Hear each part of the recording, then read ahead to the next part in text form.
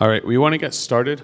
So, yeah, but that's, I don't know how to do it from this computer. All right, good evening, everyone.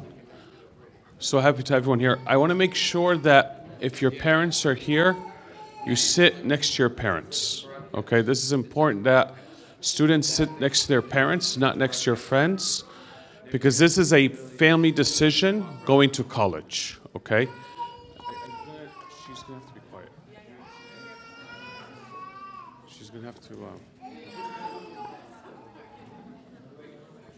So please, all students, if you're high school, please sit next to your parents. If your parents are not, if your parents, if your high schoolers are downstairs or outside, please come let them sit next to you, okay?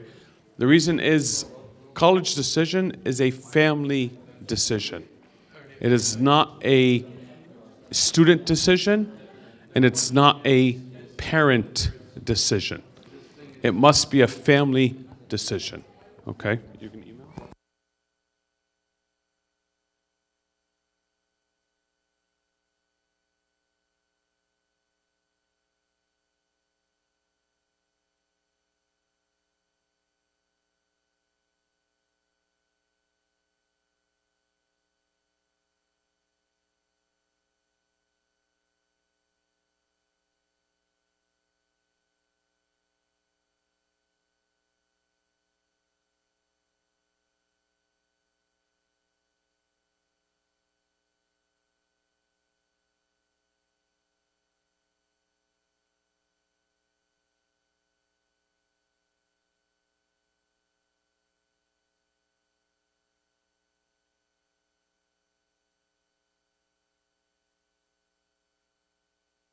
Very good. So we're going to get started. In the name of the Father, Son, and the Holy Spirit, one God, amen. I'm going to have to run downstairs to start Bible study for the kids. So we're very, very happy to have the MIFA program with us. They've been a program with us for over 14 years.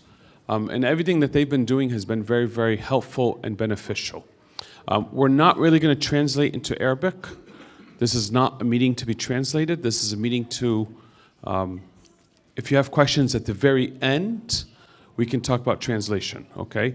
But at least you can start to listen. If your kids are younger, I always encourage parents that the kids are younger, keep listening. I've attended these meetings multiple times, and I would say I know exactly what needs to be said, and every time I listen, I learn something new, okay? So this isn't one of those meetings where you hear it once and it's like, okay, I know what to do. It's definitely a meeting that you have to hear multiple times. Okay, so I want to get started. We're still trying to get the presentation. If we could get the يا العيال صغيرين من فضلك النهارده مش عايزين عيال صغيرين هنا النهارده, okay? Because I don't want any loud noise. Kids in the back, can you please sit down? Middle schoolers, go to church. I'm coming right now. Okay, middle schoolers, please go to Bible study. I'm coming. All students, sit with your parents.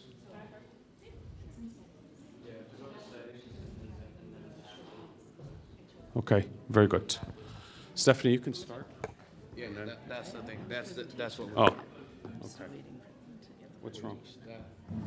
Is it like searching? Is that on? The Bluetooth on that is on, right? Are you on the Wi-Fi? Yeah, she's on the Wi-Fi. I think Bluetooth is something's going on with Bluetooth or whatnot on there. Can you just email, text it to, forward it to me. Does you have your number? No, just, can you do it like, For Erdo. Your airdrop has to be on. Did it work?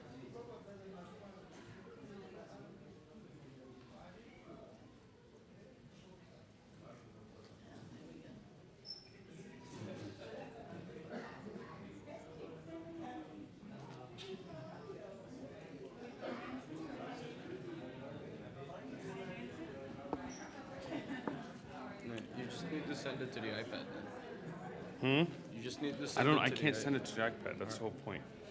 I have to. You need the iPad. Why can't this go to Sideways.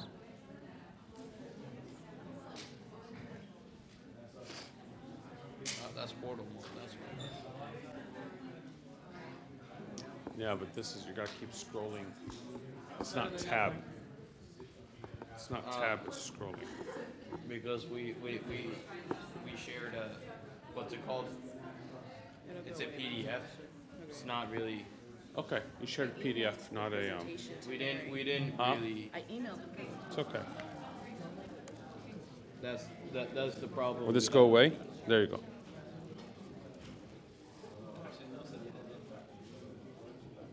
It'll go away. I don't know. Is it because this is like close? Sorry.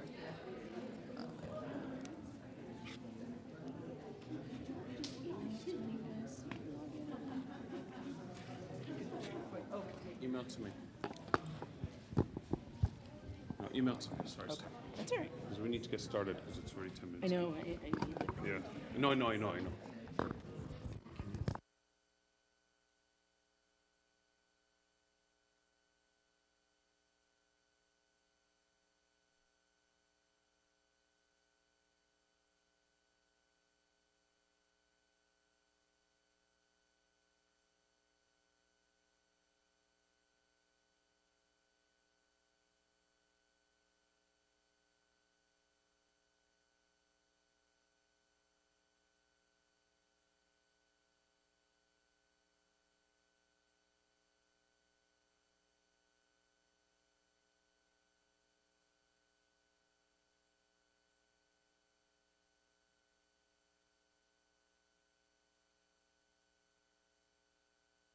won't translate too much.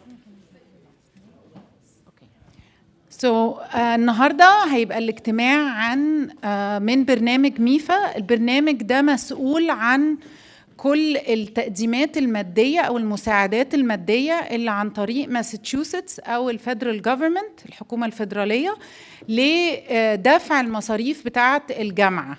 احنا لأن الكلام كتير ومش هنقدر نترجم زي ما أبونا قال، لكن السلايد في تصوير دلوقتي هتلاقوا البتاع على الابر روم، فممكن ترجعوا تبصوا عليه، واشجعكم انكم تاخدوا سكرين شوتس لاي حاجه هتطلع، وهم بيكونوا متاحين لاي اسئله بعد كده. معانا النهارده ستيفاني ويلز، وهي اللي هتقدم، وهي بقى لها 10 سنين بتقدم لنا وساعدتني كتير وقت ما انا كنت بقدم لابني على فكره.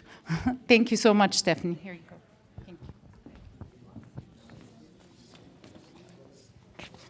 Open up your presentation here.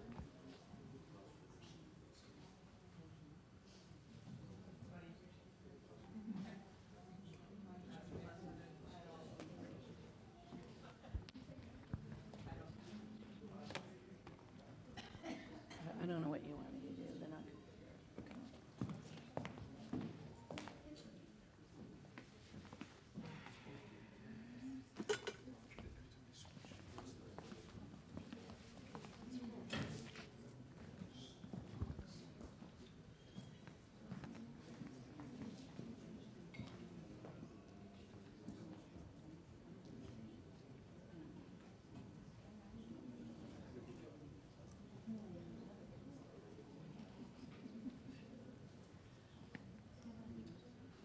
I mean, if you guys need to put it in the back of the room, that's fine. Okay, it's fine. We just started. I'm almost.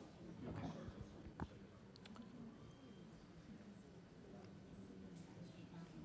All right, sorry, everybody. We're trying to get this presentation up, but I'll just start without it. What'd you say? Yeah, a little bit. Although you kind of need it because I have a QR code that I want you to scan. So you'll get. I'll go back to this slide, but we have a QR code that you can all scan, and it would enable you to get emails from MIFA. So basically, MIFA is a quasi-state authority here in Massachusetts, and sorry, this is.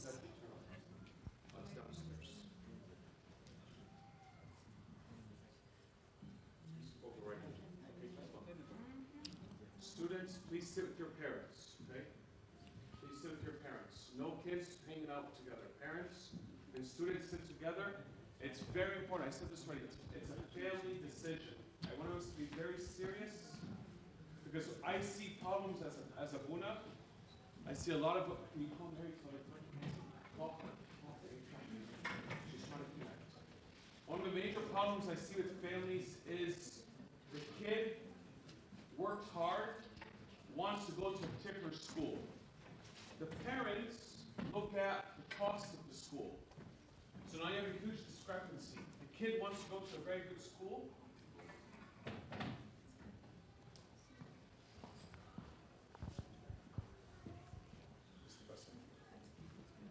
Yeah, that's good. So I just want to be sure, parents, this is a family decision.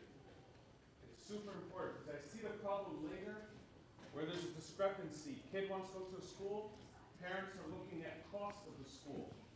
And now which one do you go by? So this is why today's meeting and what MIFA helps us to understand is what is your role as a parent, and as students, what is your role as a student so we have a family decision, okay? So that's why I always want parents to sit with their kids so they can understand, they can talk, they can discuss. Perfect. All right, thank you. Okay, thank you. And no, this works great. I just want to make sure everybody can see it. So, all right, let's start from scratch. So, thank you for being here tonight. I think I've been here, God, I don't even know how many years I've been coming to St. Mark's, probably over 10, I would imagine, when I used to do the little presentations in the church over there. So before we even get started, juniors, everybody mostly seniors? Any juniors? Sophomores? Okay, so mostly seniors in the room, okay, which is good, because that's who I'm primarily here to talk to. So if you have younger students or you're younger, you'll want to hear this over and over again so it sinks in, so it's not time wasted. But you can go to the next slide. So MIFA is a quasi-state authority, and we're based in Boston, and basically what we do is we help families with paying and planning and saving for college. One of the things we do at MIFA is guidance and education, so presentations like this one, and I'll move out of the way. And I can also share a PDF of these slides, so we can email them to you afterwards as well. So don't worry if you don't scan everything you want or get every website, because we'll definitely email them to you so that you can have access to it. So, but anyway, so this email curriculum or this QR code that I'm having you scan, it's so that you can sign up for the MIFA email curriculum. And basically what that does is I look at the email curriculum as almost like a portal into like self-help, like every step of the way. So if you're a senior, it's going to be telling you right now you need to fill out your financial aid forms, and it's going to walk you through all the programs and services that MIFA does, which is free of charge. So we have webinars and Zoom meetings, so we can help you fill out your financial aid forms. In the spring, we can look at your financial aid offers. So we do a lot of that one-on-one help as well as group presentations like this one. So definitely, it's free. Everything MIFA does is free, and it's good information for you to help us walk you through that step. So if you're in there, then you're already in our stream, and you won't miss a thing that you need. Okay, we can go to the next one. And we can keep scrolling. I'll send you the presentation so that you can connect with us on social media. So MIFA's been around since 1982, over 40 years. And we were actually created by colleges and universities in Massachusetts. So we can go to the next one. And from that, they wanted to create a loan program. So that's how MIFA was actually created. So here's what we're going to talk about tonight. Make sure you understand the types and the sources of financial aid, and know about the application process. Feel free if you have questions, and I'm happy to stay. We can answer any questions.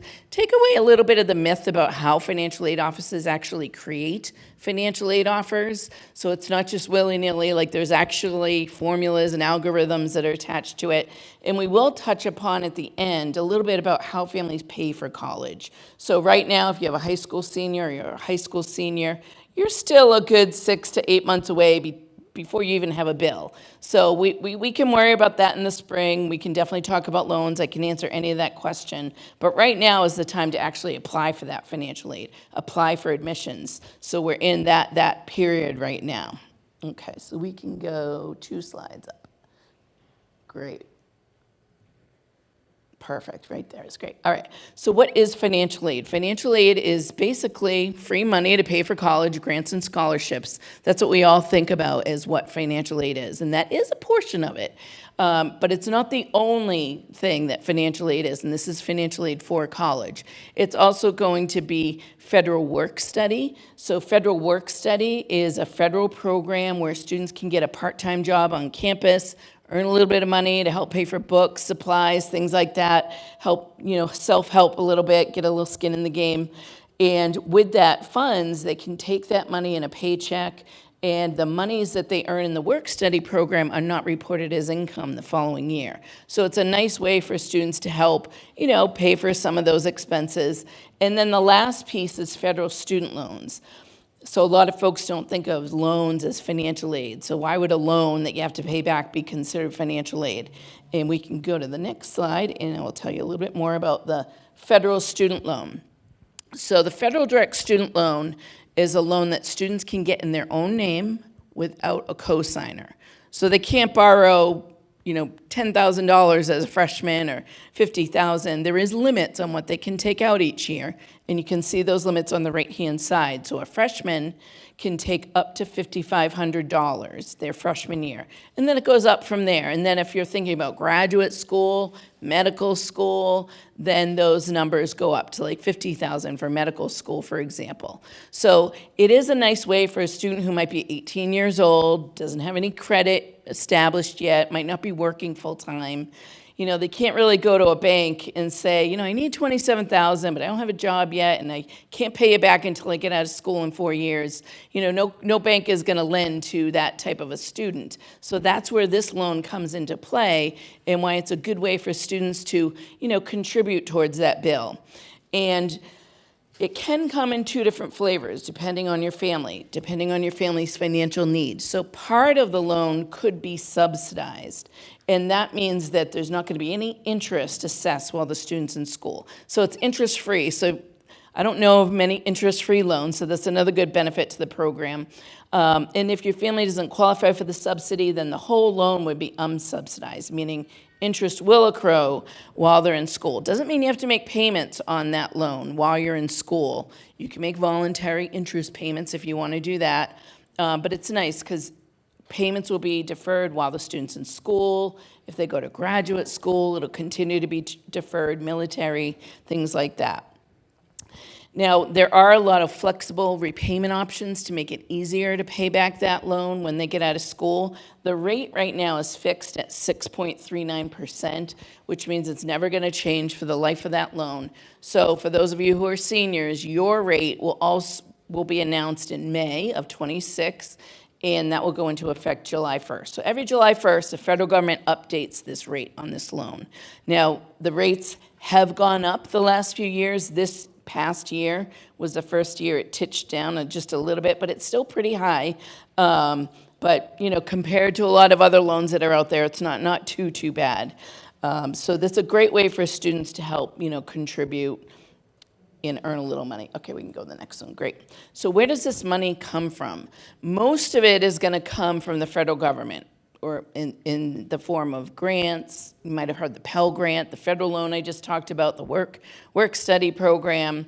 If you want to apply for financial aid or learn anything about these programs, studentaid.gov, that's the website you'll go to. Now, the state of Massachusetts, the last few years, has been increasing the amount of financial aid for students, so the dollar amount that we're contributing. We used to be kind of low as the percentage of what we contribute for financial aid in this state, but now, the state has put a lot more money into it, so that's good news.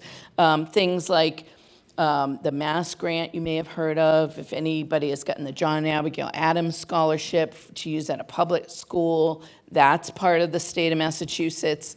And those programs are on that website right there. So basically, when you apply for financial aid, I'm going to show you how you're going to do that.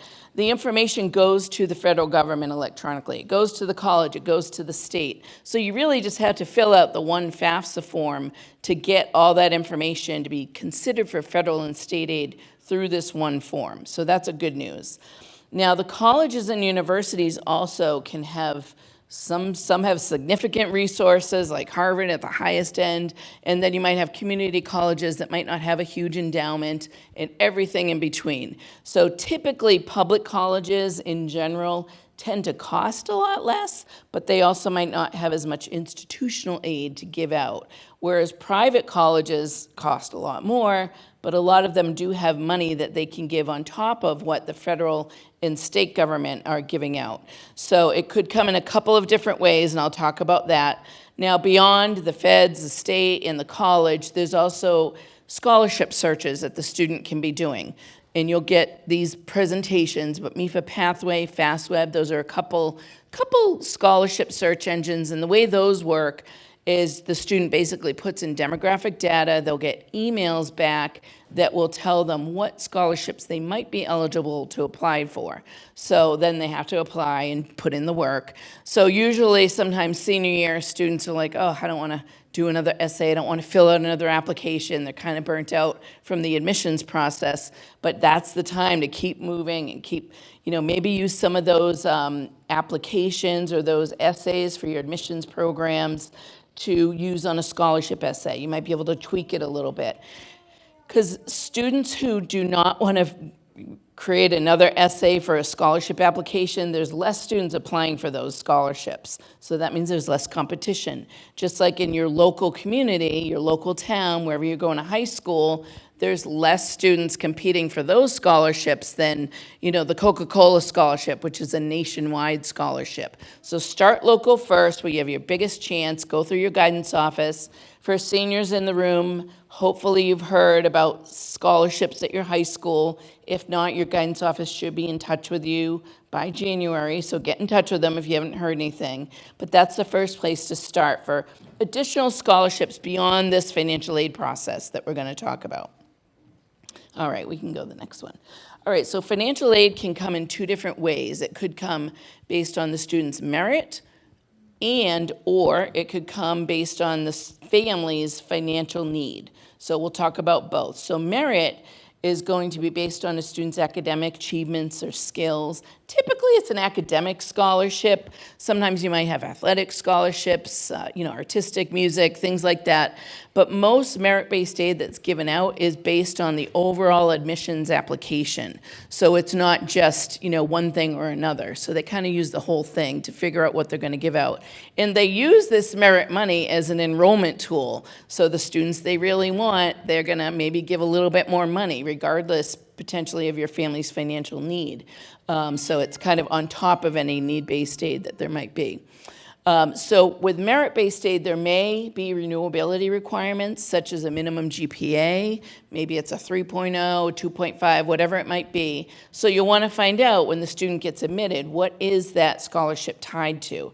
Is it also tied to maybe their program? Maybe the student wants to go into engineering, it's an engineering scholarship. So if they decide to be a teacher, maybe they won't be able to keep that engineering scholarship. So you just want to make sure the student knows their responsibilities to keep that scholarship, because if they lose that scholarship, then there might be a big hole to fill in the next bill that you get. So, and it could be a pretty substantial amount as well. So just want to keep an eye on that. Now, anybody applying early action, early decision applications, most of them were due or Saturday, I should say. So with those applications, if you applied, that's when you'll start, when you get your admissions letters or on your email or through the portal. Usually you'll get a financial aid offer, maybe with the admissions offer, or a couple weeks after that. So keep an eye out for that. It really depends on how you applied, when you'll find out about your financial aid offers. And the financial aid offers are not going to come to you unless the student gets in, okay? So don't wait. I'm going to talk about deadlines a lot. Don't wait until you know if the student's getting into the school, because you might have missed their deadline. So some of the schools, they may have a November 15th deadline for early action. So obviously you don't know if the student's gotten in by November 15th, but those financial aid forms need to be in by then. That's just an example, not the date for every school. So make sure you know what those deadlines are. And then not every college offers merit-based aid, which might sound kind of crazy. Like, why wouldn't a school offer merit-based aid? And there are schools, some of the big name schools, the elite universities like the Ivy Leagues, Boston College, MIT. There's about 100 nationwide, so there's not many of them. But they don't give merit-based aid, but they give a lot of need-based aid. So you might have heard in the headlines, I think it was MIT, and any family under 150,000 income, doesn't have to take out loans or whatever it might be, depending on the school. So a lot of schools that don't give out merit-based aid, they might be giving out a lot of other financial aid. So just make sure that your admissions list has lots of different price schools, different ranges, so you can, and we'll go to need-based aid, so that you'll have lots of options when you know if the student's getting in. Now, most of the financial aid that's given out is based on the financial need of the family, not just the student, not just the parent, but the whole family. So it really is a family process, and that's why we're all sitting together, so that it's not just on one or the other. It's not just the student's responsibility. It's not just the parents. So the eligibility for need-based aid, depending on the program, is standardized. So it's not just picking this person because we like them better. It is based on standardized formulas. And I will tell you that most financial aid that's given out, it's really a highly income-driven process. So the formulas are really looking mostly at your income. Of course, they're going to want to know, do you have savings? How many people are in the family? Things like that. There's other things that go into it, but it's mostly income-based, okay? So just be aware of that.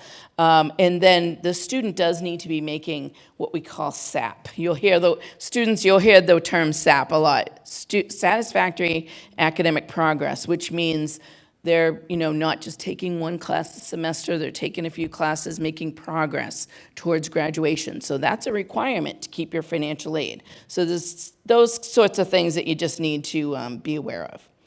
All right, so let's talk about the application process. So I mentioned earlier deadlines. Make sure you know about the deadlines. This college application manager, if you can scan that, and again, I'll share the slides. And that can just help you stay on track. So where's the student applying for admission? What are those deadlines? What does the school require for admission? How many letters of recommendation? Usually the guidance office is really on top of that with the students, but on the financial aid side, you also have to be on top of that. What's the deadline? What forms do they want you to fill out? Might not be just one form. We'll talk about the other forms that are out there. And then the earlier the admissions process, the earlier those financial aid deadlines. And those for regular admission could even be February or March. So it's coming up, so get those financial aid applications in. We'll talk about that tonight. And you also want to just make sure with the deadlines, colleges that have limited resources, they're going to give those resources to the families that met that deadline. So it really is important to make sure you meet those deadlines. All right, we can go to the next one. All right, so the FAFSA is a form that everybody is going to have to fill out, regardless of where you're applying to school or what kind of financial aid you want to be considered for. Every school requires this form because that's how federal and state aid is determined, through the FAFSA form. And it is a free application. Who here has actually filled out a FAFSA before? Okay, if you did it last year or the year before, good news, it's going to be a lot easier this year. So it's much improved. It rolled out a new simple FAFSA last year, but it had a lot of technical glitches, so it was a little bit difficult for some people. But now it's so easy and quick that some families think they might have done it wrong because it only takes about 10, 15 minutes. So rest assured, this form hopefully shouldn't be too bad. But you are going to have to fill it out each year. So it is an annual process. You have to apply each year, figure out how you're going to pay that bill each year, and then you can go to FAFSA.gov to fill that out. Now, we recommend that you start with the student is going to apply, go in, they'll log in, create their student account on FAFSA. They'll fill out their student section, and then all they have to do is put in the email of their contributor, one of the parents, and then they'll get an email with a link to that FAFSA where they create their account and fill out their section. So the student and their contributor is going to have their own section to fill out. And then whoever completes it, then you can submit it once it's 100% completed. And I'll talk to you about who the contributors are. Now, make sure that you get this filled out. If you do no activity, don't log in, don't touch it at all for 45 days, it's going to wipe out all your work. So just get it done. It's not too bad. All right, now everybody is going to need a FAFSA account or what they call an FSA ID. You can see create an account. It's really easy to get this set up. So you can go ahead and do this tonight if you wanted to, before you even start applying. Students, you're going to need an email address to get your FAFSA set up, and do not use your high school email address, because when they're in college, you're not going to have access to that email. So set up a Gmail or something like that that you'll have for life that you can use going forward, and all of your information should be coming into that email address.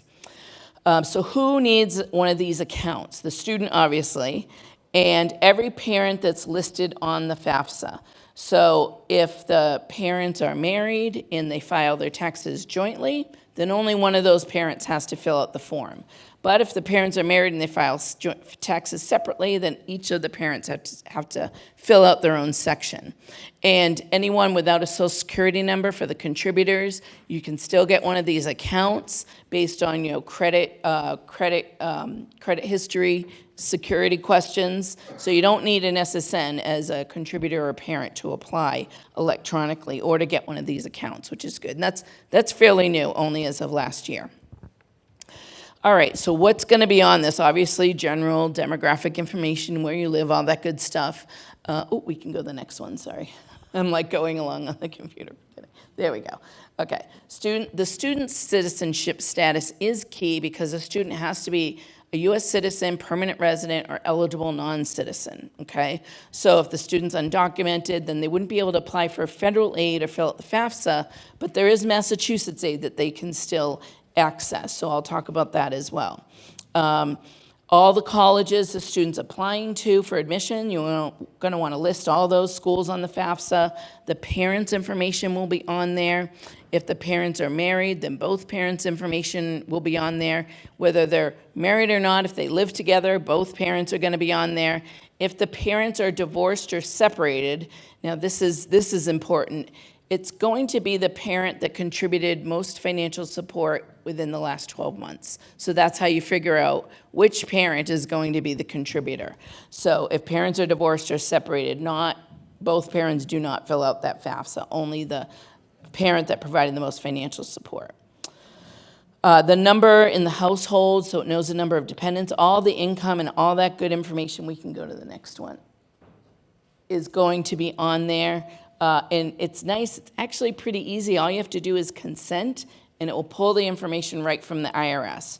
So for those of you who are seniors, you're applying for fall of next year, to go to college next year, your FAFSA is going to be pulling your 2024 tax data.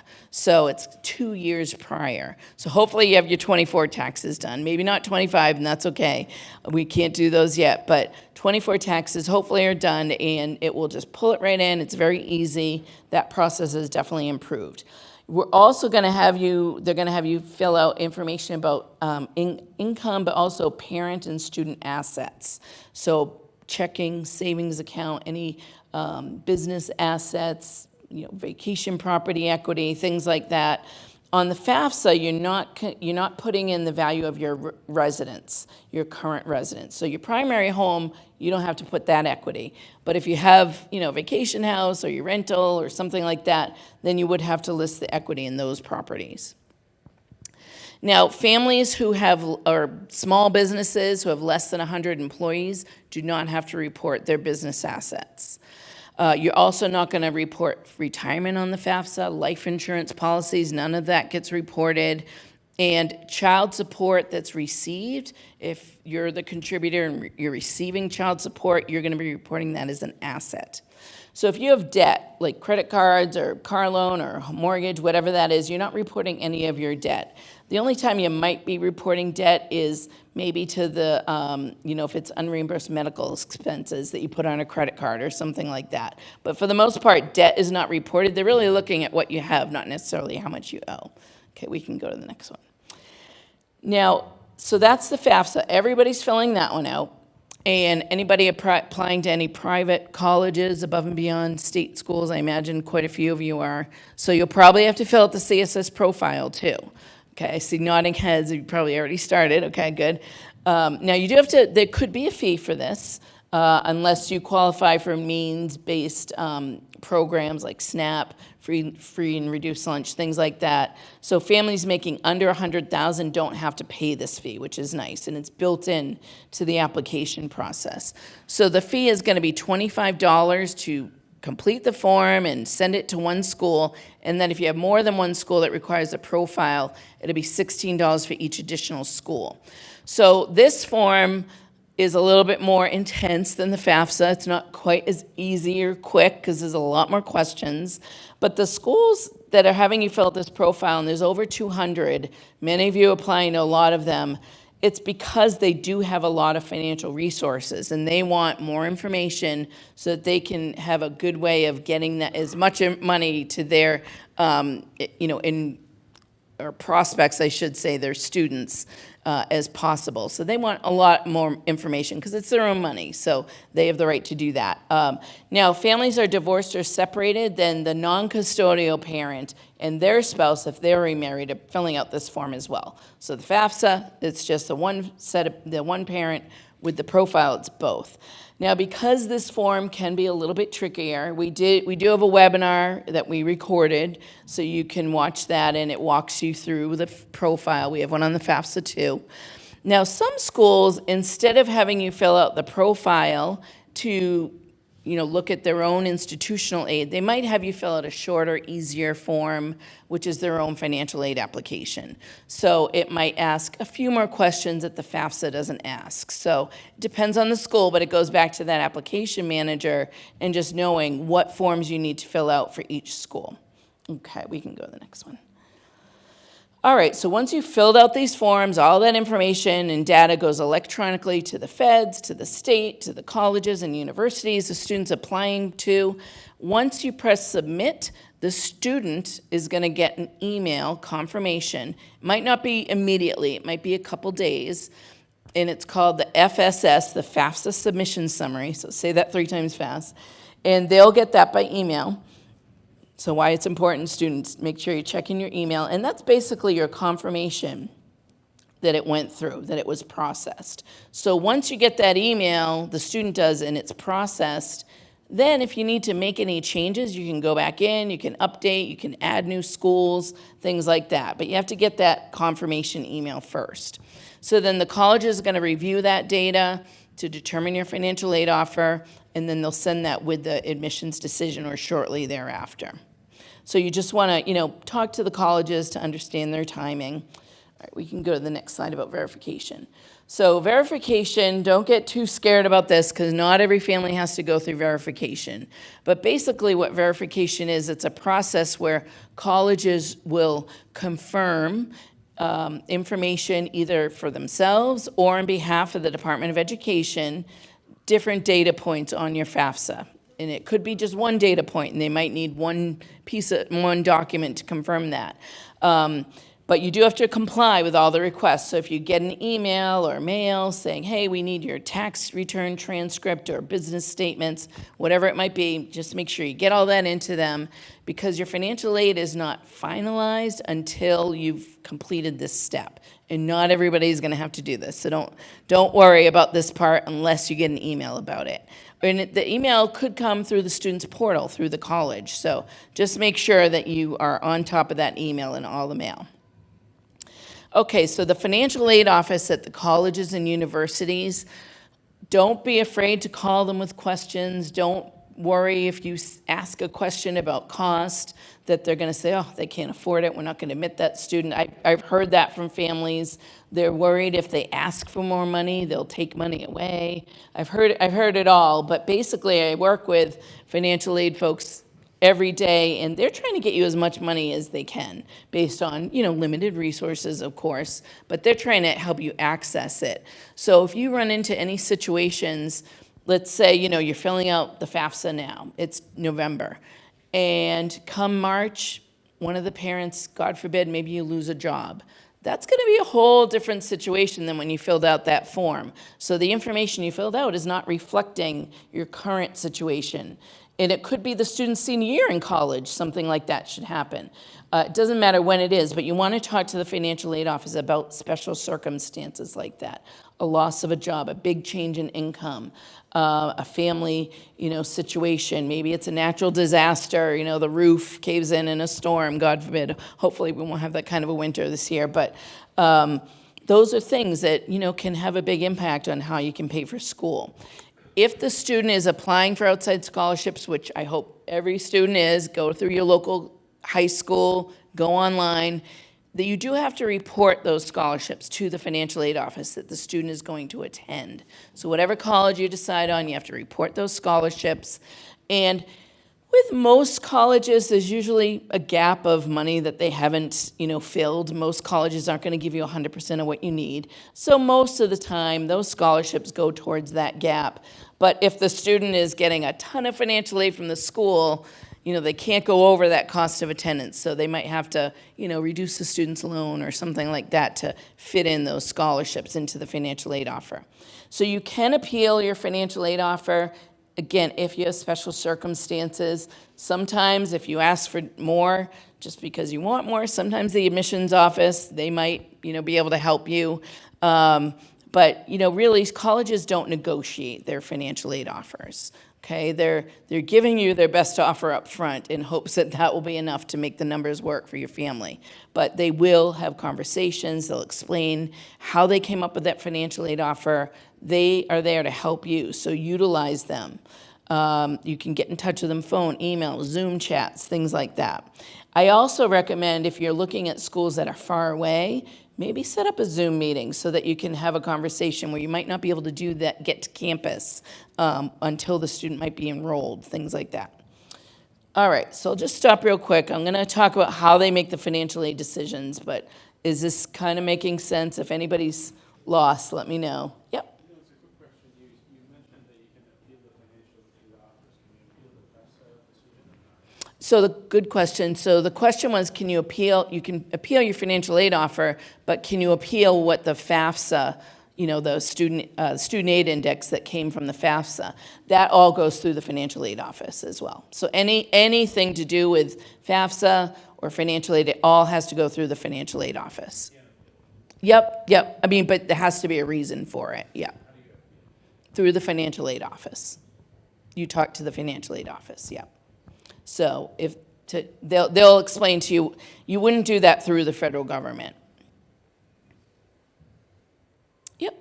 If the student is applying for early action, is it important that the FAFSA and the CSS is done before, like, the November 1st or whatever the deadline is, or mainly just the FAFSA, a little bit more time on the CSS? Because I know the CSS is more involved, right? Yeah, usually, so the question was, your admissions early action, let's say it's November 1st or November 15th. What the financial aid applications might be due on that date, they might be due a couple weeks later, so know what that deadline is. And typically, that deadline is for all the financial aid applications, yeah. So you might want to start with the FAFSA first just to get yourself into the swing and then do the profile. But yeah, they're looking for everything to be, it doesn't have to be, you can make changes later if you need to, but you have to at least have that submitted, okay? All right, let's talk about how financial aid decisions are made. So the first thing a college is going to do is they're going to look at the cost of attendance for that student at their school. So based on their program, how much they're enrolled, are they living on campus, off campus. So it's going to cover billed expenses like tuition and fees and food and housing, but it also includes other unbilled expenses like books, supplies, transportation. So your financial aid offer is going to be based on the bigger cost of attendance number, not just the billed costs, which is good because you want to be considered for the entire cost, not just what you're being billed. So it could be $3,500 for books or whatever it might be. Every school will have that budget. So they'll take that cost of attendance and then they'll take your student aid index. So the student aid index, and I think this is what you were talking about, if you can appeal, this is the number that is derived from the FAFSA. So it's basically a number that estimates what your family can contribute, Okay, it's just an index, it's not a hard and fast number. So if you saw my student aid index is only $2,000 and you got excited, it's not necessarily what you're gonna owe. It's representing your family's financial strength. So again, the income weighs more heavily than the assets in these formulas, but it's all based on the family has a primary responsibility to pay the bill, and then they wanna try and help you by filling in with, the different resources that are available. Now, if you are a younger student or your family wants to estimate what your student aid index will be, we have a calculator for that on MIFA.org, so you can play around with that as well. All right, so then they'll take that cost of attendance, deduct the student aid index. That's what everybody's going to have to contribute, a minimum of that. Whatever's left over, that's what you're eligible for in financial aid. So whatever that number is, the schools are going to try and fill that in. Okay, we can go to the next one. Sorry, I forgot to tell you to go to this slide. I'm going along. Keep going. There we go, that one right there. So sorry about that. Let's pretend that this box is a financial aid off the cost of attendance. So the cost is $45,000, and the family, their student aid index is $5,000. So you always have to pay at least whatever that SAI number is. Then they're going to put in grants, scholarships, all the good stuff. You'll notice that colleges are going to put their financial aid that they're giving you from their own coffers. That's going to be the first thing that you see on a financial aid offer, because they want you to know what they're putting in. And then you'll see the student loan. So that's that freshman year loan of $5,500, and then maybe a little work study. This is just an example. And so you can see they got pretty close to filling up what that family's need is, but they fell a little bit short, $5,000 short. So they don't just have to make that SAI payment or come up with that, but they also have to come up with whatever they fell short, the school. So it's $10,000, not $5,000. So this is what we call a gap in the financial aid offer, and this is really common. You could see, a much bigger gap. It depends on the school. We can go to the next slide.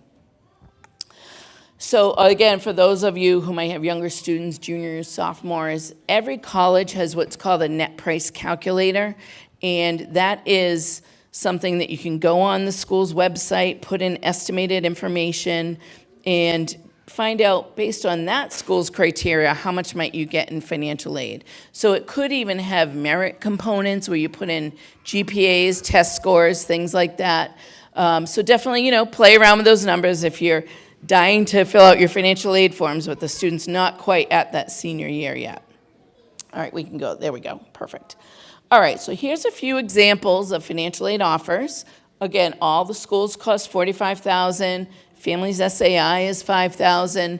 So you would think with that, since the schools all cost the same, that they would come up with the same amount at each school. But not every school has the same budget, and not every school might be willing to give that student the same amount of aid. So why would we see at 3 colleges that cost the same, we see College C, they're not giving quite as much as College A. Anybody want to guess why that could be? And there's a number of different reasons. Endowment, yep, they don't have as much money to give, so they're giving less. It also could be they like that student, they're going to give some merit A, but they don't like the student nearly as much as College A does, so they're giving a little bit more. It could be a number of different things. Whatever your merit aid is or your need-based aid, you can ask the school how they came up with that. So that's just something that in general, you'll see varieties on the different financial aid offers. So they have the student loans the same, work studies the same, but there is, a bigger gap at College C. So let's go to the next slide. And with this one, you'll see if you look at the bottom line, it looks like the unmet need is $5,000 at each school. So that sounds pretty good. They're probably all given the same. But if you look at the line items, and that's where MIFA can help you with this and help you understand this, it's not the same if you look at how those are broken up. So College A, they're not putting, anybody see what we see here, parent loans, right? And that's that federal Parent Plus loan that's out there. So some colleges might put in a parent loan, not because it's financial aid, but as an option to pay the bill, to make it look like their bottom line is the same as college aid that's giving you all that money in free money. So just be cognizant of that. You can still use that plus loan if you want to pay for school, but we recommend just cross that off, that financial aid offer, add that to the balance, and then figure out how you want to pay the bill. All right, so you can go, there we go, perfect. So let's talk about how to make the numbers work. How do families put these plans together, these strategies to fill that unmet need and pay for that student aid index, whatever you might owe. So let's pretend this family has a balance of $20,000. If you have that money saved, then great. But most families don't have 100% of what they need saved. So you might look at a little bit of savings. You could also borrow the whole $20,000. And let's say a MIFA loan, for example, $100 a month for every $10,000 you borrow. You can use that as a general number. But we don't want you to do that either, because borrowing should be a last resort. You don't want to jump right into the family loans, even if it's a MIFA loan. You really want to look at other options before you pay for that with a loan. So there could be savings. Maybe you haven't saved the full $20,000, but maybe the family has saved $16,000. Parents have a 529 plan. So they've decided we're going to do, $4,000 a year, spread it out over 4 years. Maybe the student worked a little bit over the summer. So we're chipping away at that bill using past income. Then maybe look at a payment plan before we look at a loan. So every college has a payment plan. It's basically a budget plan. You pay a small fee to spread out the monies over a period of time, maybe 5 to 10 months. So it just helps you, rather than having to make a big check payment each semester. If you like having that broken up into affordable monthly payments, you can do that and participate in their plan. If you did a payment plan for $20,000 over 10 months, that's $2,000 a month. That might not fit your monthly budget. So you're looking at a combination strategy. So maybe this family has said, I can't afford $2,000 a month. I probably need to borrow, but I can afford $600 a month. So usually when I'm talking to families, we get to this point, we know how much they owe. My first question is going to be, well, how much can you afford per month? And if they say zero, then we're looking at, loans that are deferred, but we want to try and take advantage of that monthly payment as much as possible. So they can afford $600 a month, so they're doing $5,000 on that payment plan at $500 a month for 10 months. And with that, they've chopped their bill in half, still need to borrow that $10,000, but that's a lot of money they've saved in interest and, principal balance by doing 10 versus 20. In MIFA, we have a paying the college bill presentation we do in the spring. It's on our website now as well. And we really get into the nuts and bolts of how much more does it cost to borrow that $5,000, $10,000. And that it adds up, even with loans that have a lower interest rate. All right. Yeah, sure. Oh, good question. So does the payment plan have interest? And I don't want to say that every single one doesn't have interest, but for the most part, no interest. It's just a budget plan. Yeah.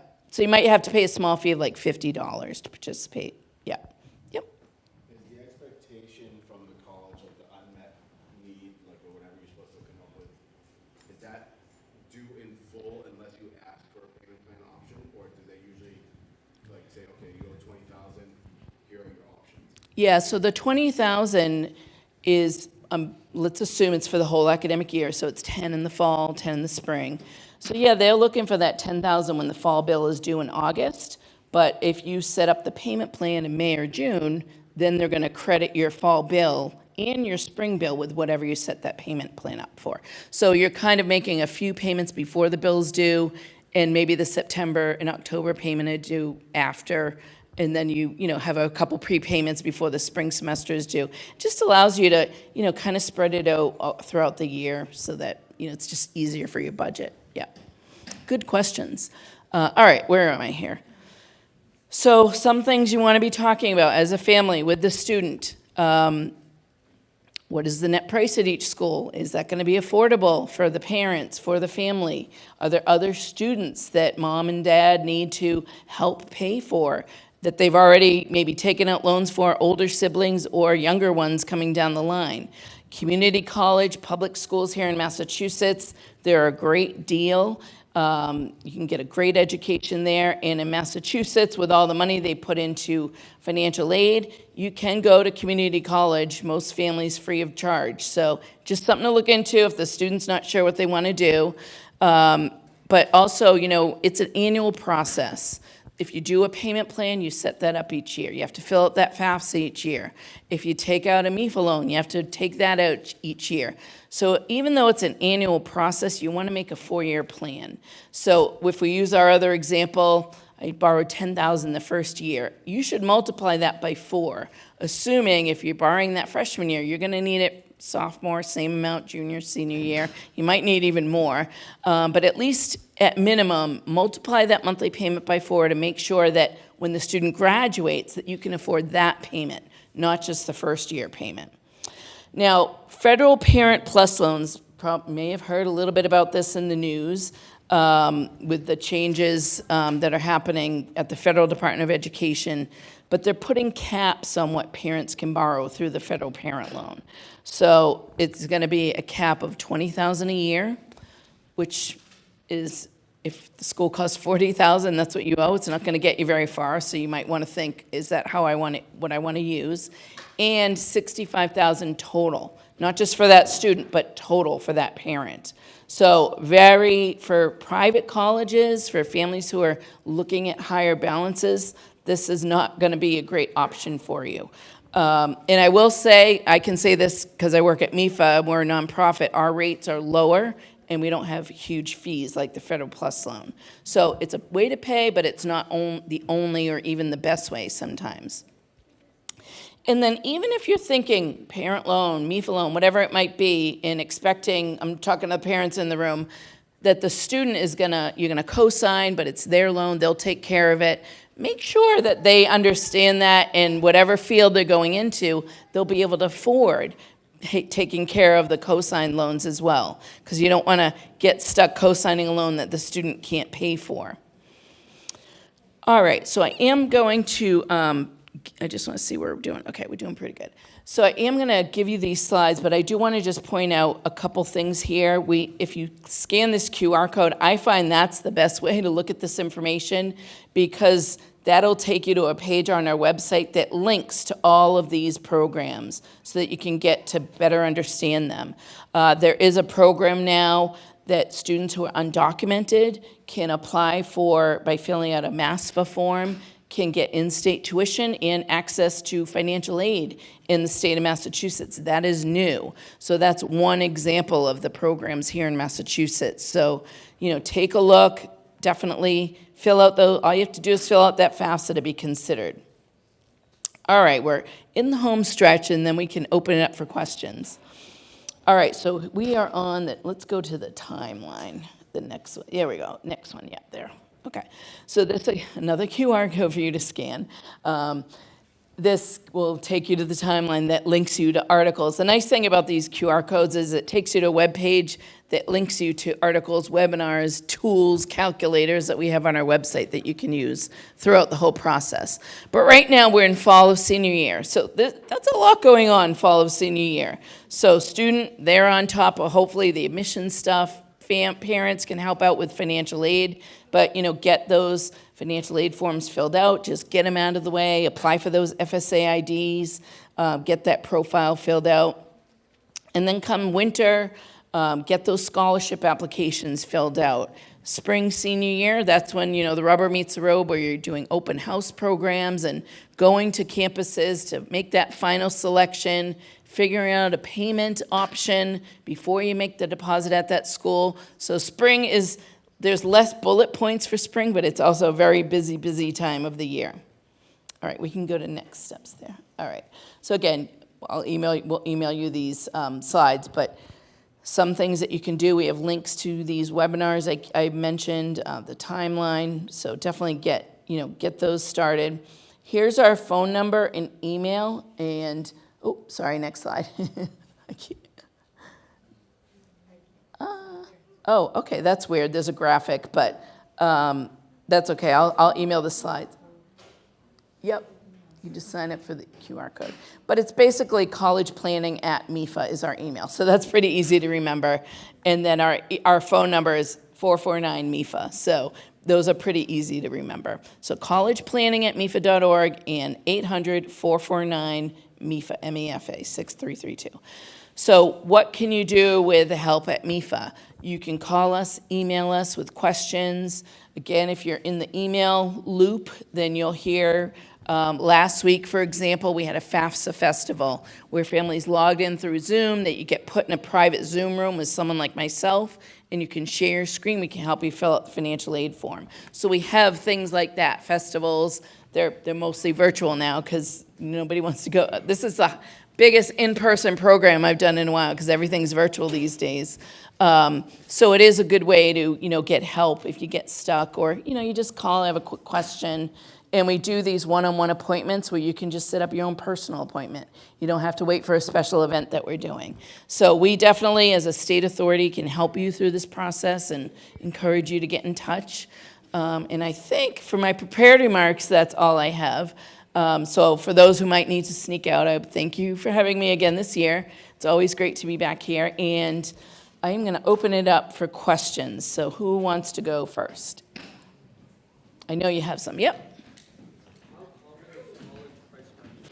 How common is college price match? That's something that you can definitely look at within your research. It's becoming, I'd say, depending on the state and depending on the school, we see a lot of schools like Maine, for example, saying, if you get into the University of Maine, we'll charge you your Massachusetts in-state tuition rate. So there's a lot of those sort of things going on with colleges, with states, with major universities, because especially in New England, the state universities, UVM, UConn, UMaine, URI, they're all competing for each other's students because they can charge an out-of-state student a lot more than their in-state students. So it is more expensive to go to an out-of-state public school. So you see some of that. Colleges matching another school's financial aid offer, you won't see that as much.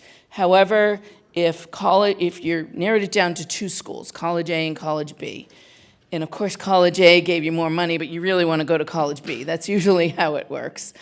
I would go to College B and say, I have this offer from so-and-so. We're having trouble making the numbers work.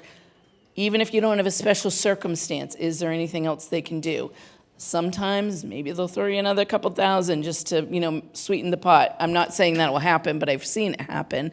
So it never hurts to ask, especially if it's a big amount and a big difference in price. They're not necessarily going to match it, but they'll have a conversation with you about it. Good question. All right, who else? Nope, everybody's shy. Okay. Well, how about if I stay up here, and if you guys have questions, you can come and chat with me if you want to chat real quick. All right, so I'll email Mary, and somehow we'll get you the PowerPoint slides. So, yeah, we'll figure that out. Okay, great. Well, thanks, everybody. Have a great night. Thank you. This is good. Thank you, Susan, so much. Thank you. This has been very helpful. Please, I would recommend everyone to reach out for the one-on-ones. As I said, they were extremely helpful when I needed them for both my daughter and my son, and I recommend that you reach out to that. They're really excellent. So thank you very, very much. Thank you for having me, everybody. All right.